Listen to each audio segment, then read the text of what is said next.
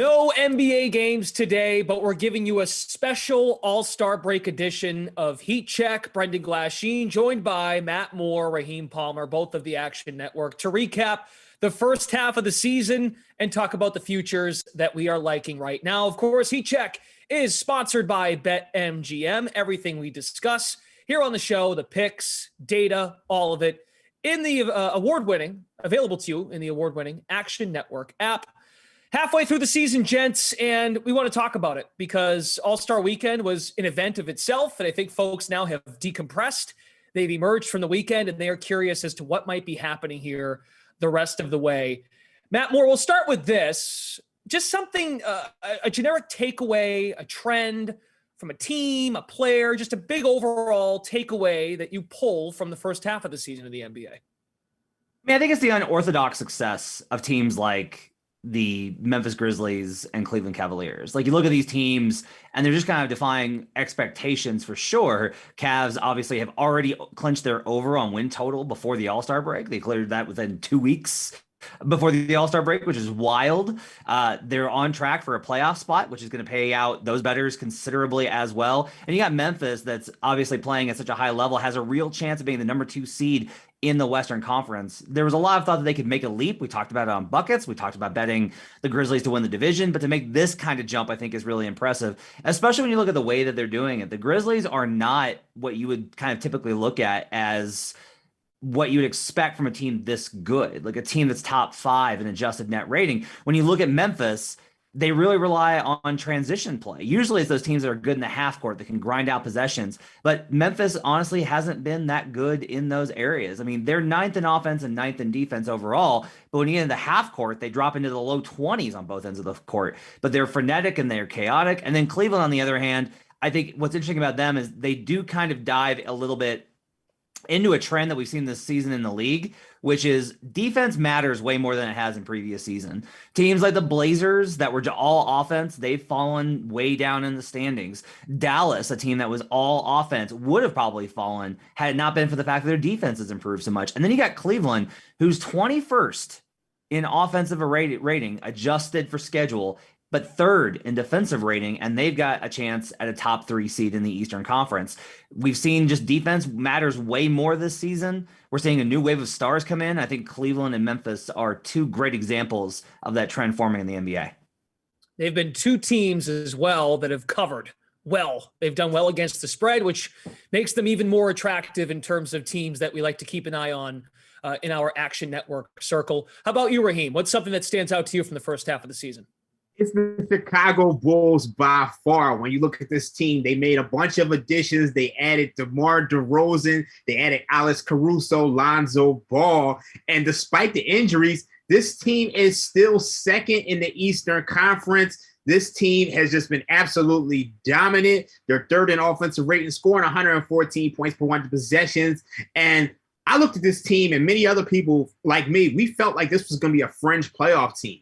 You look at DeMar DeRozan. This is a guy who's had a negative net rating his entire career, and now he's having an MVP caliber season, 28 points, 5 rebounds, 5 assists on 51% shooting with a PER of almost 25 career highs there. So this team has really shocked me. And then when you look at the injuries to Lonzo Ball, Alex Caruso, Patrick Williams, for this team to still be 2nd in the Eastern Conference, despite not having their best defensive players, it's a complete shock to me. So I didn't see them being that successful, but even despite all the injuries, they still maintain that success, and they look to be a contender coming out of the East. We'll see when we get to our bets for the future here in the NBA if there is some backing of the Bulls going forward, because I think you bring up DeMar DeRozan. The question now is, and same with Matt's point about Cleveland and Memphis, so those teams that can they sustain that success over the course of an 82-game season and as we reach the postseason? I took the easy way out here, and I went to the LA Lakers. Just not so much the Lakers not being very good, but more so the public backing of the Lakers, even when the season started and you got an idea of what it was going to look like. Because when they acquire Russell Westbrook, my thinking was, like a lot of people, okay, that makes some sense because Russ will not take nights off. He can give LeBron and Davis a chance to get nights off. This is just so the Lakers can have someone on the floor to keep them afloat as the regular season goes. As it turns out, that has not worked because all three players at some point have had trouble working together. Injuries are still a problem with Davis, more so than LeBron. And LeBron is showing in year 19, he, as great of shape as he's in, he's going to have to miss some games. There's going to be some nights off. And Westbrook, his net rating, his efficiency, it has not been helpful to the Lakers. That was a miscue. And the reporting now coming out of the Lakers right now, coming out of Lakers camp and what's happening there, not great. And I thought at some point, even like and this is the overall gist I'm getting at, 2-3 months into the season, we still saw the Lakers as one of the top 4 teams in terms of favorites to win the NBA championship. And folks were not backing down on that. There were some opportunities to get the Lakers close to 10-1 to have them miss the playoffs. In some cases, 7-1 to miss the playoffs. And folks, I think, did not jump on that, or if you did, good for you. But I just think the overall backing, not so much in the offseason when they were the second favorite behind Brooklyn, but into the year, it clearly did not look right. And folks still decided, all right, well, the Lakers are off to a slow start. I'm going to jump in on them. And now we're seeing they could very well miss the playoffs. That is very possible. And of course, missing the playoffs, what we mean by that is they do not come out of the play-in tournament. They would be in the play-in tournament as of today. But the public's support of the Lakers, very public team, I'm aware of that, but I thought folks would just eyeball test alone would realize it's not working. I mean, I think part of it is you don't want to have a liability where you're hanging out a number that bettors can grab LeBron and Anthony Davis at 6-1, 7-1, 8-1, which I bet is a little bit on buckets. Part of this too is if you look at the Western Conference, how many teams are you legitimately, you can make the argument, you're like, well, I don't think the Lakers can beat them. Okay. But how many teams are you absolutely sure of are great teams in the West? Like the Suns definitely qualify. Chris Paul's out until the start of the playoffs. We'll see what he looks like when he comes back. Just a hand injury, should be fine. But the Suns are definitely there. The Warriors have had trouble with the Lakers. Like they got knocked out last year by the Lakers. This is a better team with Otto Porter and Bielitsa. But in general, this is still the same core that the Lakers beat in the play-in last year. You got the Memphis Grizzlies, a young team that I talked about has trouble in the half court. You got the Denver Nuggets with a bunch of guys coming back from injury and that don't match up well with Anthony Davis. You got the Dallas Mavericks with a very incomplete team that traded Kristaps Porzingis. There's no real threat there outside of Phoenix. And if you've only got one team that needs Chris Paul at age 37 to be healthy going into the playoffs and for the duration of the run, I think there is some concern from the Bucks about a liability with the Lakers. This is crazy to say, Brendan, but I don't know that they're completely out of it. I'm not rushing to the window to bet them, but I do think it's interesting that I think the number doesn't show necessarily a vote of support from the public. I think it more shows an air of caution from the books about counting out a team with LeBron James and Anthony Davis. You have any thoughts on that, Raheem? Look, I totally agree with Matt. I mean, like, the books are scared of LeBron James, and they've always been. And you always got to kind of take a conservative approach. But I disagree with Matt in the sense that he thinks this team has a shot. I don't think they have a shot at all. Anthony Davis, a.k.a. street clothes, is going to be in street clothes for the next 4 weeks. And then you're relying on LeBron James. You're relying on Russell Westbrook. You're relying on a bunch of guys who are just basically journeymen. I love Malik Monk, but I just think this team is in a bad position. They struggle to score. They struggle to defend. So I just don't see how this team is going to make the playoffs. To me, I'd be looking at them. I'd be looking to fade them in any situation I possibly can. Yeah, they have the third hardest schedule remaining in the second half. And right now you can get them 30-1 to win the championship. I'm surprised by that, though, because like you said, the Golden State has played relatively well against them. But Phoenix, I think LeBron, since he arrived in LA, he's 2-7 against the Suns, something like that. And I think that includes the playoffs based on the series they played last year. So, all right, well, that's enough of reacting from what happened in the first half. Of course, you want to turn the page. Second half begins on Thursday. We're going to move to our favorite futures bets. We can get a little more nitty gritty on this and get each other's thoughts on that as we go through. Let's start with a team future, with the exception of championship. We'll get to the NBA Finals, our NBA Finals pick at the end of the show. But something not related to that. Matt, what's your favorite team future? I'm absolutely cheating because I'm just saying not the championship winner, but I'm going to go to the finals directly. You can still, this is my favorite bet at BetMGM. You can get the Miami Heat versus the Phoenix Suns to be the finals matchup at plus 1,600. This is absolutely absurd value. It's 16-1 taking the number one team in the Western Conference versus the number one team in the Eastern Conference. The Heat are definitely tied with the Bulls and that the East is all clumped together. But when I look at this, the Suns are definitively ahead of everybody except for the Warriors, in my opinion. Like, you're going to hear about Memphis a lot, and we'll talk about why I'm not as bullish on them.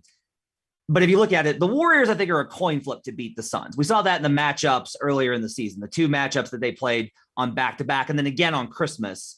I think you can probably say that Golden State has the talent to at least match up with Phoenix, but everybody else looks to be a little outclassed by what the Suns have shown this season consistently. Again, Chris Paul should be back and be fine by the time that they get into maybe after the first round of the playoffs. Now, maybe that's too late. There's definitely some risk there, as we talked about with the Lakers, but I think in general, the Suns are in a good spot. Then you got the Miami Heat, and the Heat know they can beat Milwaukee. They did it 2 years ago in the bubble. They got swept last year, but they had Kyle Lowry. And they have a lot of guys that can throw at Giannis. And they have a lot of guys that have, with experience of beating Giannis. And they added PJ Tucker. You've got the Heat going against the Celtics, which again, I think is a good matchup. They're able to handle the Celtics switching style. They're made for tough buckets. They can go up against the Sixers. I say this stat all the time. Bam Adebayo, 6-3 all time versus Joel Embiid. And then you got the Nets. The Nets do not match up well with the Heat either, because the Heat are able to switch just like the Nets are able to, and the Heat have better attack in the interior, and they've got Jimmy Butler and a whole host of wings to be able to defend KD on the perimeter, as well as you've obviously got the problems with Kyrie Irving, whether or not he's going to be able to play. We don't know what to expect from Ben Simmons, but the Heat are the type of team that can scheme against him. All of this to be said, the Heat and the Suns, I think, are both extremely versatile teams. I don't necessarily love the Heat to win the Eastern Conference, but if I get the Heat versus the Suns as the finals matchup, these are the two losers from the previous two seasons, and that would be rare. But I still look at this and I say that that's crazy good value at 16-1 with two great teams with great coaches at the top of their conference, leading the conferences right now at 16-1. I like Heat versus Suns for the finals matchup. Yeah, Raheem, do you feel at all? I think the way Matt painted that picture, the Miami Heat are kind of getting overlooked. Is that fair? The Phoenix Suns, but I'm not high on this Miami Heat team at all. Like, this is a team that I still don't trust offensively. They're really relying on Jimmy Butler, and when he's not getting it going, I don't know if they have a lot of guys who can put the ball in the basket. Like, I mean, I love Kyle Lowry, but he's past his prime, and they're really reliant on Tyler Hero off the bench. I don't know what Duncan Robinson is going to bring to the table this year. I don't know if we're going to see Victor Oladipo come back. But I just think in today's NBA, you got to be able to score baskets. And I just don't think they have the horses to do it. I think they're a cute team. I think their bubble run was kind of a fluke, which I said before. I wrote an article on this last year. And I faded them against the Milwaukee Bucks. As I always say, the Bucks were going to take them into the deep waters and drown them. And I think that's what happened. So I think they're a nice little story, but when they run up against Philadelphia, when they run up against Milwaukee, when they run up against Brooklyn, I just don't think they have the horses to be able to score. Cute team, Matt Moore. Cute team to describe the Miami Heat. What's funny is you're going to hear from him about Memphis and how much he loves that team. And you're going to hear from him about all these other teams that he believes in that are similar. Meanwhile, I just want to make sure this is known. The Heat have the 8th best adjusted offensive rating in the NBA per dunksandthrees.com. They are 14th in half-court offense, which is what Raheem's talking about, but 14th is not 20th like they were last year. Right, what Ra's doing right here, and I love my guy Ra, but he's clinging on to how much he feels good about that cap last year, about that Heat team, and he's running it back, and he's ignoring the Philly guy, Kyle Lowry, that's there now to help them out. Disrespectful from Philadelphia resident Raheem Palmer on this one. Maybe I might change my mind at some point, but right now I just don't see it. You sound pretty set in your tracks, which is okay. That's totally fine. Kyle Lowry, once a Toronto Raptor, and Raheem has thoughts on the Raptors. Yes, or is there a run in Toronto here, Raheem? No, I don't think there's a run. Look, this team is 7th in the Eastern Conference right now. And at this point, they're slotted in for the play-in game spot. And I think if you're in the play-in game and you can give me plus 300 on this team, to miss the postseason, I think you got a positive expected value wager because it puts you in a position to where you can edge. So if they're playing Brooklyn in the play-in game spot, I think Brooklyn's going to win. I think they're playing Boston. They're playing Atlanta. Like, I just think they're facing teams to where you have a good chance and you can hedge out of it if you don't feel good about it. So I just think this is a pure numbers play. When you look at this team, they're another team that truly struggles to score. This is a team that's just like, I just don't trust their offense. This is a team that really, they need to get out in transition. And if they can't get out in transition or they're not hitting threes consistently, the offense is just, it's not where it needs to be. So I'm gonna take this as a number play and maybe come back later. Well, I'll go next here, and then we can get Matt's thoughts because I took a very similar approach to what you did, except I'm going opposite. I've got the Charlotte Hornets making the playoffs, and I thought the number was nice at plus 360. Right now, that still stands on BetMGM. Look, I know the Hornets really did struggle. It was a rock slide.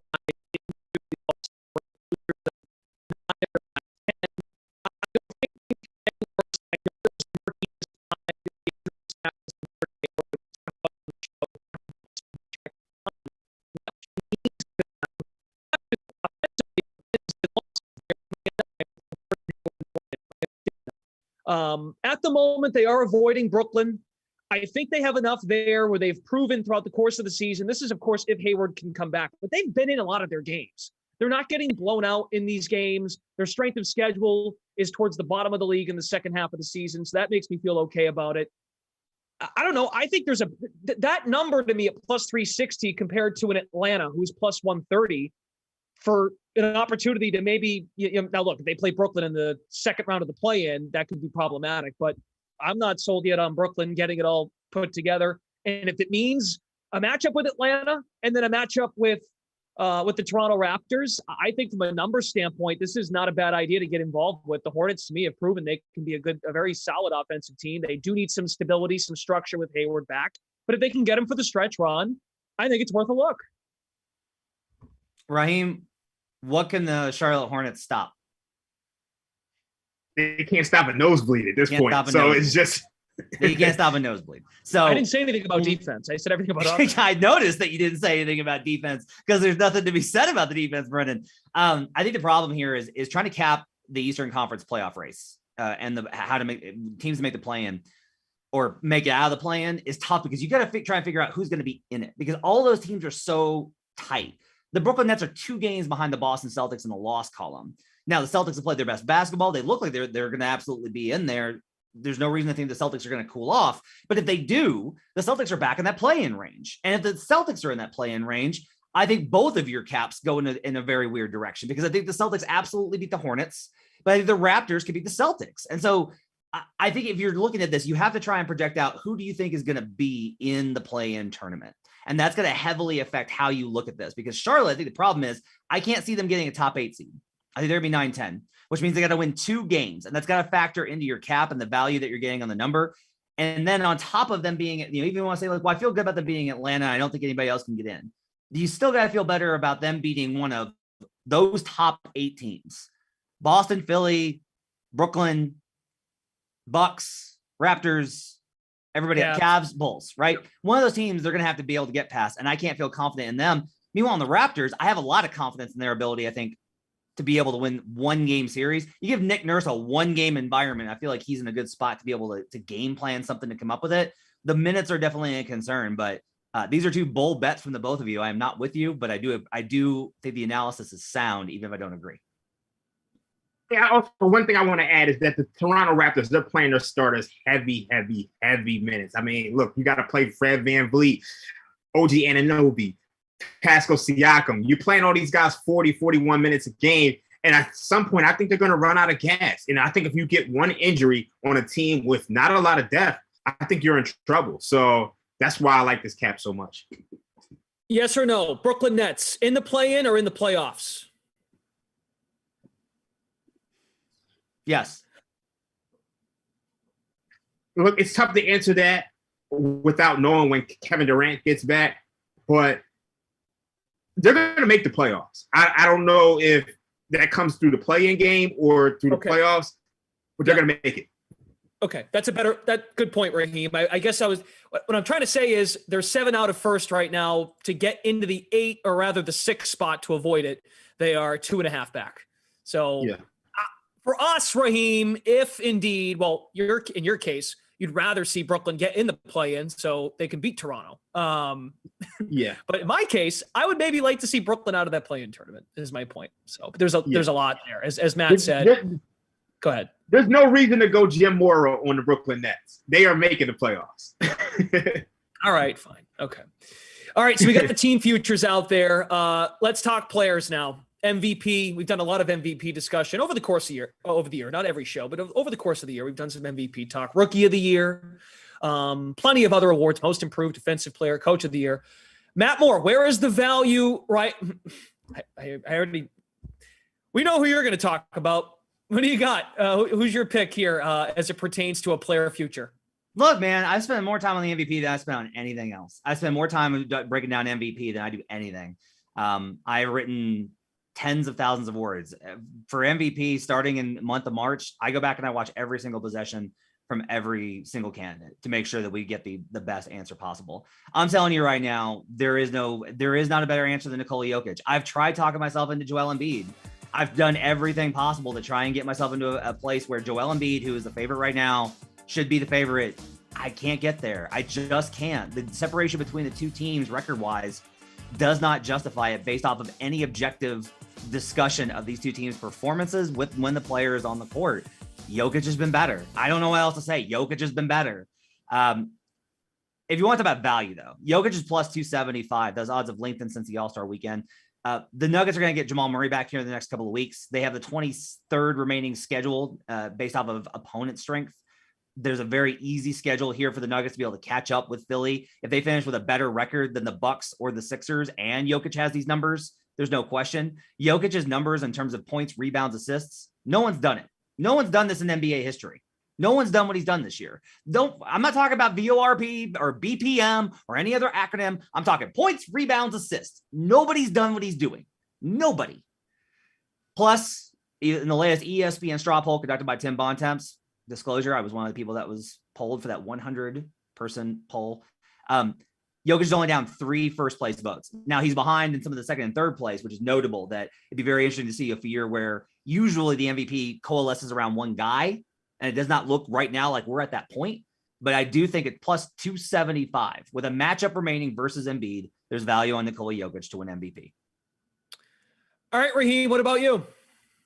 Look, I gotta say I agree with Matt here. Look, my MVP model actually has Jokic first. And when you look at Jokic's advanced stats, I mean, you're seeing a guy who's dominating in every single statistical category. So I agree with him here. I'm actually publishing my MVP model tracker.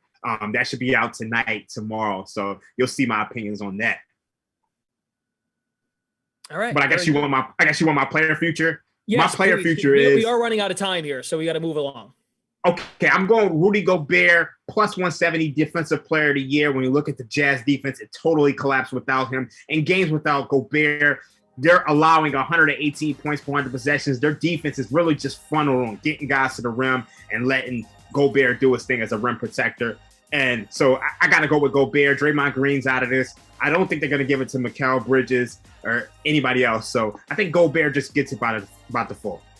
Okay, very good. I will turn to coach of the year.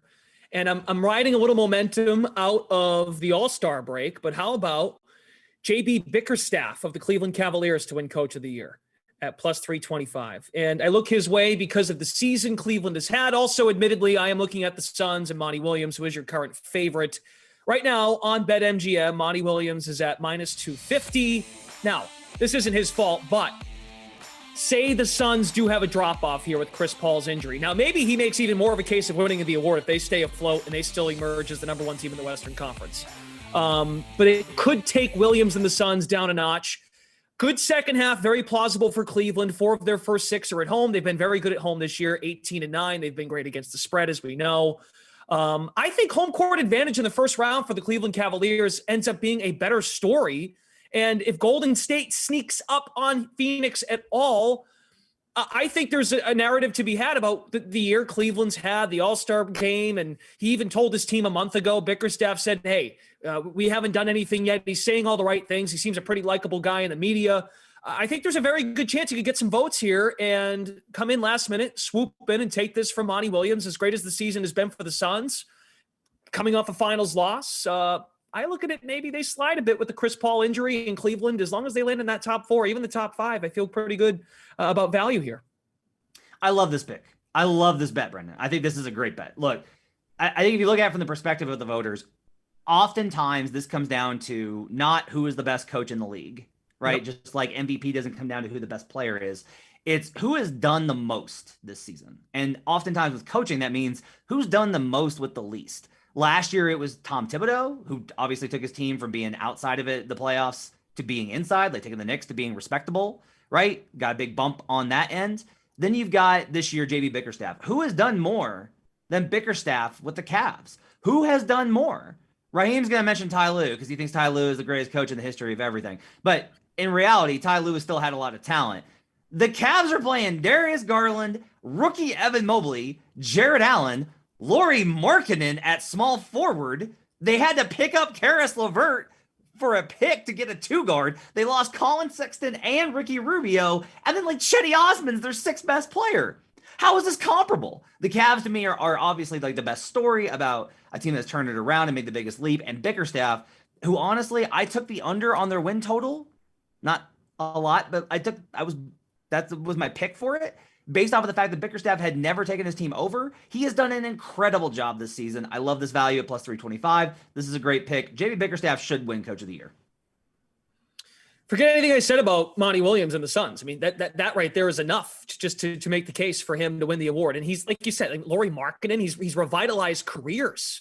And of course, a young core, and credit to him for getting the most out of those picks. Sometimes it takes multiple years to get first-round picks to figure out what they have. They're doing it at an unbelievable rate. So that's that. Okay, we can't leave the show. We cannot end Heat Check without giving our favorite bet for the NBA championship. So we'll go right around the horn here. Matt, who do you like for NBA championship? Back to back, baby. Bucks and 600. That is, you like that? Bucks and 6-1. All right, maybe that's the better way to do it. The Bucks are plus 600 to win the NBA title, and that's absolutely ridiculous. There is still an internal confidence from the Bucks that they are going to get Brook Lopez back sometime in March. They get Brook Lopez back. This team has absolutely destroyed some of the best teams in the NBA when they are motivated. That Sixers win the other night was impressive for Philly. It was a very good win. The Bucks were very much in that game. They could have won that game, and that was without Brook Lopez.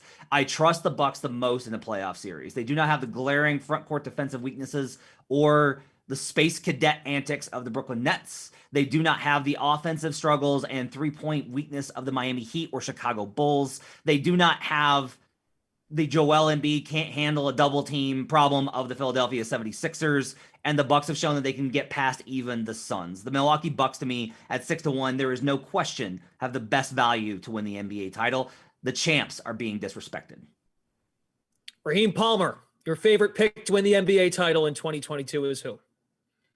I'm going to go with the team who just beat the Bucks by 30 a couple of weeks ago, right before the All-Star break.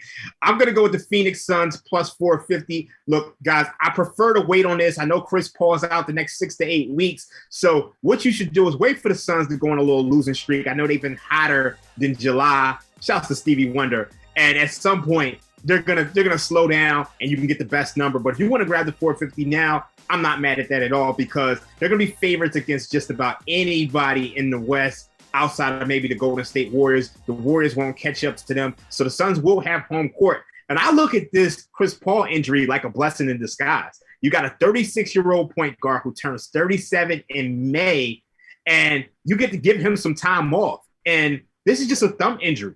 He's able to stay in shape. He can get on the treadmill. He can do all his exercises, his workouts, and then come back with fresh legs for the playoffs. He'll be fine. We saw Kyle Lowry actually have this same injury in 2018. He actually played in an all-star game as well, came back for the playoffs, and he was perfectly fine. So I'm expecting the same thing from Christopher Paul III.